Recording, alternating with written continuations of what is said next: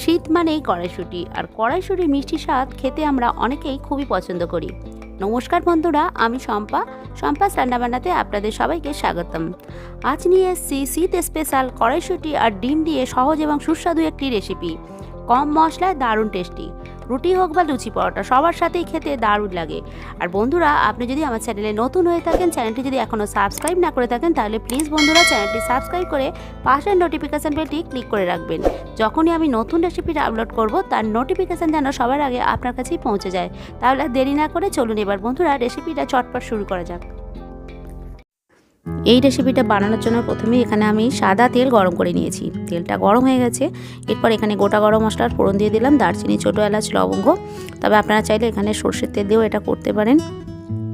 একটু হিং দিয়ে দিলাম, হিংটা দিলে স্বাদ গন্ধ দুটোই কিন্তু খুবই সুন্দর হয়।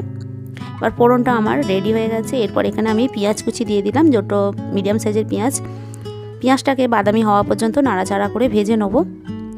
ভীষণই ভালো খেতে হয়েছিল বন্ধুরা, আর খুবই সহজ রেসিপি, খুব সামান্য মশলা দিয়ে এটা কিন্তু হয়ে যায়। একটু কাঁচা লঙ্কা কুচি আর টমেটো কুচি দিয়ে দিলাম, আপনারা কাঁচা লঙ্কা বাটাও দিতে পারেন। কড়াইশুঁটি তো অনেক রকমভাবেই খাওয়া হয়, তা একবার এভাবে বানিয়ে খেয়ে দেখুন বন্ধুরা, খুবই ভালো হয়েছিল খেতে। আদা রসুন বাটা দিয়ে দিলাম পরিমাণ মতো, সবটা ভালো করে নাড়াচাড়া করে কষিয়ে নেবো। এরপর একটা বাটির মধ্যে হলুদ গুঁড়ো আর কাশ্মীরি লঙ্কার গুঁড়ো, এটা কিন্তু ঝাল গুঁড়ো লঙ্কা নয়, তো কাশ্মীরি লঙ্কার গুঁড়ো, হলুদ গুঁড়ো এটা আমি দিয়ে দিলাম। আপনারা চাইলে এখানে ঝাল গুঁড়ো লঙ্কা দিতেই পারেন। একটু কুসুম গরম জল দিয়ে পুরো মশলাটাকে ভালো করে কষিয়ে নেবো, যাতে মশলাটা না পুড়ে যায়, সেই জন্য একটু কুসুম গরম জল দিলাম। দারুণ সুস্বাদু হয়েছিল, খেতে খুবই ভালো লাগে। একবার অবশ্যই বাড়িতে বানাবেন এই শীতকালে। আর আপনি যদি আমার চ্যানেলে নতুন হয়ে থাকেন, তাহলে প্লিজ বন্ধুরা চ্যানেলটি সাবস্ক্রাইব করে পাশের নোটিফিকেশান বেলটি ক্লিক করে দেবেন। যখনই আমি নতুন রেসিপির আপলোড করব তার নোটিফিকেশান যেন সবার আগে আপনার কাছেই পৌঁছে যায়। পুরো মশলাটা ভালো করে কষিয়ে নিয়েছি। এবার একটু ওপর দিকে সাইড করে একটু খালি করে দিলাম, কেননা এর মধ্যে আমি একটা ডিম দিয়ে দেবো। এই ডিমটা একটু অল্প নুন দিয়ে ফেটিয়ে নিয়েছিলাম, তা আমি এখানে একটা ডিম ব্যবহার করলাম। আপনারা দুটো চারটে যেরকম পছন্দ সেরকম দিতে পারেন। তবে ডিমটা আলাদা করে ভাজলে তেলও লাগতো, সময় লাগতো, সেই জন্য আমি একটু সাইড করে এর মধ্যেই ভেজে নিলাম। ভেজে মশলার সাথে একসাথে করে আরও কিছুক্ষণ ধরে এটাকে আমি কষিয়ে নেবো, তাতে ডিমের কাঁচা গন্ধটাও চলে যাবে, স্বাদটাও কিন্তু দুর্দান্ত হবে। আবারও বলছি, আপনারা চাইলে এখানে দুটো ডিম ব্যবহার করতে পারেন, চারটে ছটা যেরকম ইচ্ছে। তা আমি এখানে একটাই ডিম দিলাম, কারণ পরিমাণটা আরও বেড়ে যায়, যেহেতু এর মধ্যে আবার কড়াইশুঁটি অ্যাড করব, তো ডিম দিয়ে পেঁয়াজ দিয়ে কিন্তু পরিমাণটা অনেকটাই বেড়ে যাবে, সেই জন্য আমি একটাই ডিম এখানে দিলাম। এবার ছাড়ানো কড়াইশুঁটি দিয়ে দিলাম। কড়াইশুঁটিটা আগে থেকেই ভালো করে আমার বেছে ধুয়ে রাখা ছিল। এবার সমস্ত কিছু আরও কিছুক্ষণ ধরে আমি ভালো করে কড়াইশুঁটির সাথে কষিয়ে নেব। মশলার কাঁচা গন্ধটাও চলে যাবে আর কড়াইশুঁটির সাথে মশলাগুলোও মিশে যাবে, তবেই কিন্তু টেস্টটা ভালো হবে। আর দেখলেন তো, খুব কম মশলা দিয়ে হয়ে গেল, খুব বেশি মশলা এখানে লাগলোই না। ঘরে আমাদের বাড়িতে প্রত্যেকটা বাড়িতেই এই মশলাগুলো হাতের সামনেই থাকে, আর খুবই ভালো হয়েছিল খেতে, দারুণ টেস্ট হয়েছিল।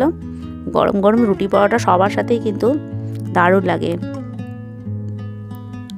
আপনাদের কেমন লাগলো সেটাও আমাকে কমেন্টের মাধ্যমে জানাবেন। আর রেসিপিটা ভালো লেগে থাকলে প্লিজ বন্ধুরা ভিডিওটা একটা লাইক করবেন আর চ্যানেলটি সাবস্ক্রাইব করতে ভুলবেন না।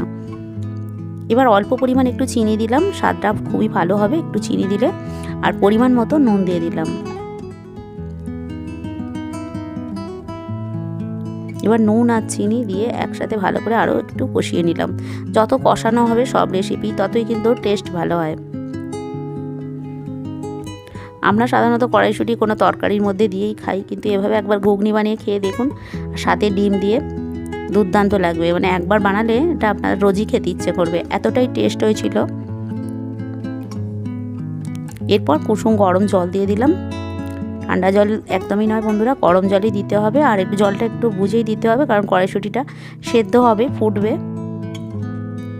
একটু মাখো মাখোই হবে, বেশি ঝোল পাতলা ভালো লাগবে না। ঘুগনি যেহেতু, একটু ঢেকে রাখলাম এটা 7 থেকে 8 মিনিট পর্যন্ত।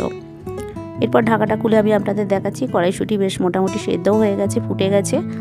গরম মশলার গুঁড়ো দিয়ে দিলাম একটু, আর একটু মাখো মাখো ঘন ঘন হলেই বেশি খেতে ভালো লাগে, যেহেতু ঘুগনি। রান্নাটা আমার একদম রেডি, এবার আমি এটা নামিয়ে সার্ভ করব। রেসিপিটা কেমন লাগলো বন্ধুরা আপনারা কমেন্টের মাধ্যমে জানাবেন। আর রেসিপিটা যদি ভালো লেগে থাকে তাহলে ভিডিওটা একটা লাইক করে চ্যানেলটি সাবস্ক্রাইব করার জন্য অনুরোধ রইল। আজ এই পর্যন্তই, দেখা হচ্ছে আরেকটি নতুন রেসিপি নিয়ে। আপনারা ভালো থাকুন, সুস্থ থাকুন আর দেখতে থাকুন সম্পাস রান্নাবান্না। নমস্কার।